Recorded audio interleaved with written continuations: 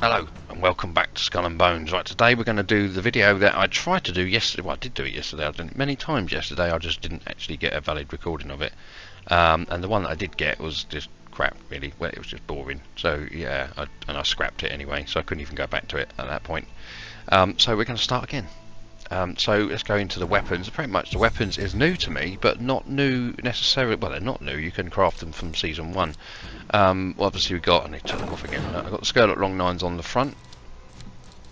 No particular reason. It's just that I've got my best long cannons on the front, pretty much, and I can do sail damage with them, and they do weak point damage as well. So that's not too bad against the forts. You're pretty much hitting their weak points anyway, so that's nice. And also it's not bad defense against everything else.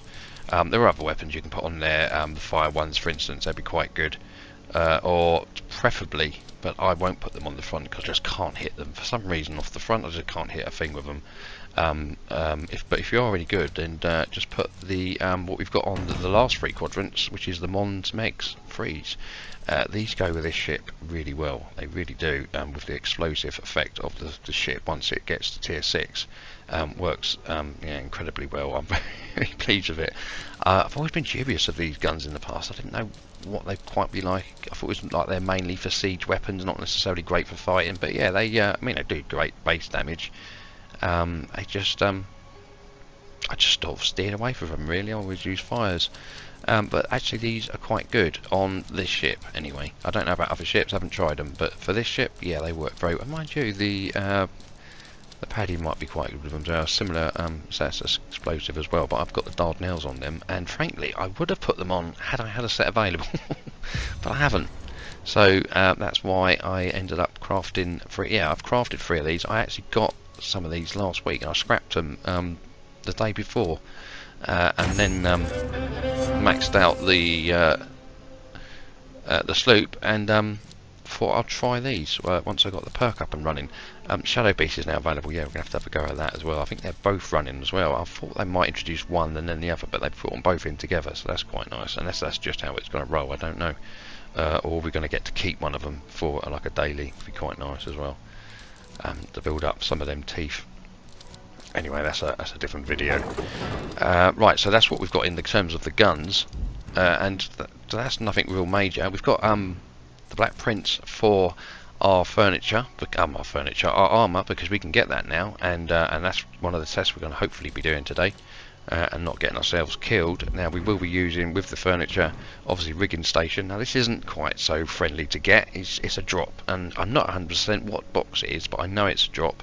I watched it in a video. I just can't remember which video that was. It was a while back. Well, it was season 3, but yeah, it was a couple of weeks, and lots happened since then. But I've seen it drops. I just don't know what box. So yeah, if anyone does know, please let us know. I'd be very grateful. And then we've got on the medicine cabinet, which reduces crew stamina depletion from attacks by 20%, increases stamina recovery by 8% while in combat. We're going to be in combat, and increase maximum stamina by 5%. So we're having that, and then we've got for the rockets, increase rocket damage. Oh yeah, it's the organ harvest station. So you get this from the hunter guy in Leonita. Is it Leonita? The top of the Red Isle. You can get it from the Huntmaster. That's it. Increase rocket damage by 5% for every 20% of hull health missing from player's ship. Now I'm guessing that's our ship, and not maybe a player you're fighting, because otherwise it doesn't work for PvE, and it doesn't say it's a PvP weapon necessarily. So I'm guessing that's our ship. It could be a bit more clear. Increase secondary damage for rockets by 10%. Reduce reload time by rockets by 5%. So we like that as well. No, I do not want to take it off. And then this is quite nice. We've taken this one off our Sandbuck, unfortunately, and that's increase bombard damage by 10%, increase damage of structures by 8%, increase repair. Yeah, we don't need that. Repair amount, we don't need that at all. That's not going to come in handy today. And then we've got our second one for our rockets, which is increase secondary damage to rockets by 12% and increase damage to structures by 12%, which I think is the one that's going to come in rather handy today. And then we've got the last one, which is increase area of effects radius of the bombard weapons by 7% and reduce reload time of bombard weapons by 7%. So three of our quadrants are going to get reloaded that little bit quicker. So we like that as well. So that's pretty much what we've got on. I gave it a go yesterday, and we've had some good fights and some that were frankly the tank just aced it, and it was just easy. So we're going to try again today and try a different fort today and see what happens. Well, we are if we can get it. No one's done it by the time we get there. Anyway, so I'll see you when we get there. Okay, before we go into the plunder, we better look at the ship. So the first one we're looking at is Outburst. Explosive hips have a 50% chance of triggering an explosion which deals 1500 damage within a blast radius of 150 meters, increases damage to structures by 40% and explosive damage by 15%. And then we've got Ruin. Explosive damage hits decrease enemies' weapon damage by 10%. We like that. Okay, so we found a port. Fortunately, it's one we've actually got a plunder for the helm, which is going to put us solidly overloaded. That's the only drawback with this ship, is the hull's not that big. So yeah, it's going to be a bit of a time getting back from it once we've finished. Anyway, we've seen forts before. I'm not going to stick around for this one. I'll catch you at the end. It's the standard thing: dodge and weave. Keep changing your speeds, and pretty much all of the standard stuff that we should already know. And if you don't, then yeah, this is what you should be doing. Should not run around at full speed when they fire. Change your speed, because their aim is on what you were doing and not what you are doing. So yeah, you can manipulate it a little bit. It doesn't always work, but and especially if the wind's against you, that can be a bit of a pain. But it can do. So it can save you some hit points from here and there. So anyway, I'll catch you at the back end.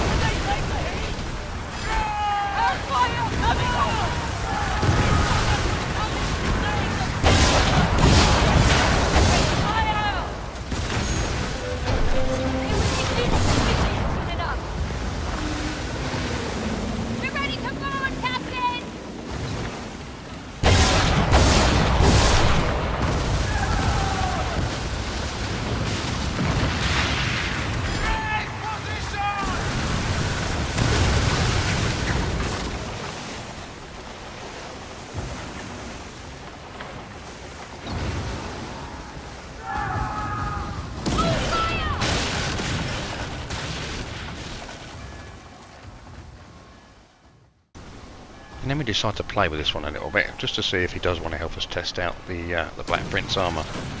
He seemed quite eager to fire at us a minute ago. He's not so keen anymore, so yeah, we do muck around with him just for a little bit, and then we move on. So yeah, it's quite successful, I think, with this ship. This ship has been surprised me so much, and with these Mons Megs, yeah, I missed out for 2 seasons. I should have looked at them a lot sooner. I just dismissed them, really. I just think that that's probably not the weapon for me. But for plundering, oh, definitely yes, and they work well against ships. I mean, I think we only went up against 12. I think yes, 12 is what we're looking at now. Is the highest, but some of the other ports bring in 13s and 14s, and it does them okay as well. She works really well, and we did the boss as well, and I've put some damage on the boss. I noticed we had that the first time at Granby when one of the bosses turned up there, and that's a confined area. That was a great fight, that was, because I'd also forgotten to take out all of the towers on Granby Fort. By the time I found out, yeah, that nearly cost me, but the Black Prince saved us on that occasion. Not so much on this one. We could have healed it quite easily. We just kind of let it go towards the end. But it looks like we're going to have to test out the Black Prince in another video, because it didn't pan out for this one. Anyway, thanks for watching, and I'll see you in the next one. Oh, seriously overloaded as well.